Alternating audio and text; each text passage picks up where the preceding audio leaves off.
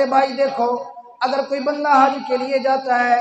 ہر ایک کے پاس چل کے جاتا ہے، اپنے رشتہ داروں کے پاس چل کے جاتا ہے، کہتا ہے کہ مجھے معاف کر دینا، میں سفر میں جا رہا ہوں، مجھے معاف کر دینا، میں حج کے لیے جا رہا ہوں، مجھے معاف کر دینا، پتہ نہیں میں واپس آؤں گا یا نہیں آؤں گا، مطلب میں ایک فرض ادا کرنے کے لیے جا رہا ہوں تاکہ اللہ کے ہاں میرا وہ فرض قبول ہو جائے، میں آپ سے معافی مانگنے کے لیے آیا ہوں۔ میرے بھائی اسی طرح جیسے حج فرض ہے، اسی طرح روزہ بھی فرض ہے۔ اگر روزے کا فرض آپ نے ادا کیا اور رشتہ دار آپ سے ناراض ہے، اگر اپنے بھائی سے تو ناراض ہے یا تیرا بھائی تو سے ناراض ہے، اگر اپنی بہن سے تو ناراض ہے یا تیری بہن تو سے ناراض ہے، تو پھر شاید تیری یہ باتیں اللہ کے ہاں قبول نہیں ہوں گی، پھر یہ تیرے عمل اللہ کے ہاں قبول نہیں ہوں گے۔ میرے بھائی یہ دیکھ لے، یہ قطع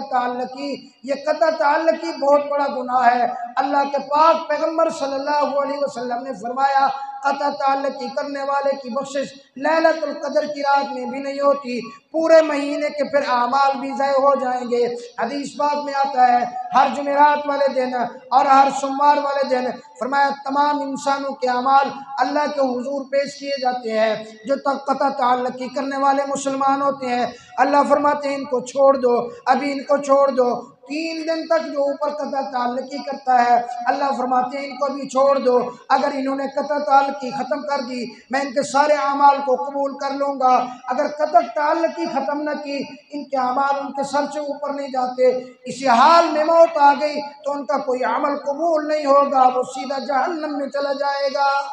تو اسی لیے میرے بھائی اگر اپنے بھائی سے ناراض ہے یا تیرا بھائی تجھ سے ناراض ہے، عید سے پہلے جا کر اپنے بھائی سے معافی مانگ لے، کوئی حرج نہیں ہے۔ تو تھوڑا چھوٹا ہو جا، تھوڑا نیچا ہو جا، تھوڑا اپنے آپ کو نیواں کر لے، اللہ کی قسم اللہ تیرا مقام بلند کر دے گا۔ اللہ کے پاک پیغمبر صلی اللہ علیہ وسلم نے فرمایا من تواضع للہ فقد رفعہ اللہ، فرمایا جو اللہ کے لیے جھکے گا اللہ اس کا مقام اور مرتبہ بلند کر دے گا۔ تو اللہ کی رضا کے لیے چلا جا اپنے بھائی کے پاس، اللہ کی رضا کے لیے چلا جا اپنے رشتہ دار کے پاس، اللہ کی رضا کے لیے چلا جا اپنے ہمسائے کے پاس، جس سے تیری ناراضگی ہے اس کو کہہ یار میں اللہ کی رضا کے لیے معافی مانگنے آیا ہوں، مجھے معاف کر دے۔ اگر تو تیرا یہ جذبہ پیدا ہو گیا ہے رمضان المبارک کے مہینے کے اندر تو پھر تو اس سے معافی ہو گئی، اس سے اگر صلح ہو گئی اللہ تیرے سارے کے سارے عمل قبول کر لے گا۔ اور اگر تو چاہتا ہے نہیں میں کیوں جاؤں، میرا تو یہ انا کا مسئلہ ہے،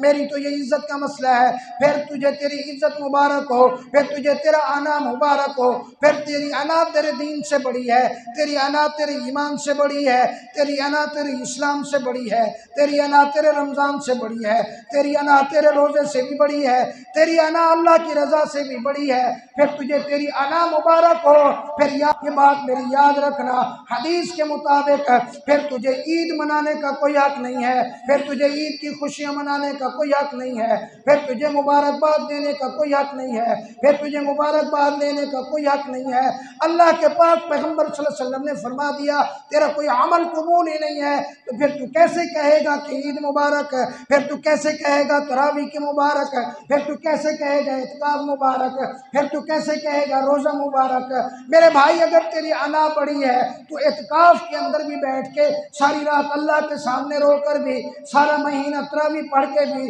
سارے 30 کے 30 روزے رکھ کر بھی، رمضان میں زکوٰۃ ادا کر کے بھی، رمضان میں صدقات دے کر بھی، یاد رکھنا پھر اللہ کے نبی صلی اللہ علیہ وسلم کے ارشاد کے مطابق تیرا کوئی عمل بھی قبول نہیں ہے، پھر تیری انا بڑی ہے۔ اپنی انا کو توڑ کر اللہ کی رضا کے لیے صلح کر لے، اللہ کی قسم اللہ آسمانوں پر خوش ہو جائیں گے، اللہ کے نبی روز عطر میں خوش ہو جائیں گے، شیطان مردود ہلاک ہو جائے گا، اللہ تیری ساری کی ساری عبادتیں بھی قبول کر لے گا۔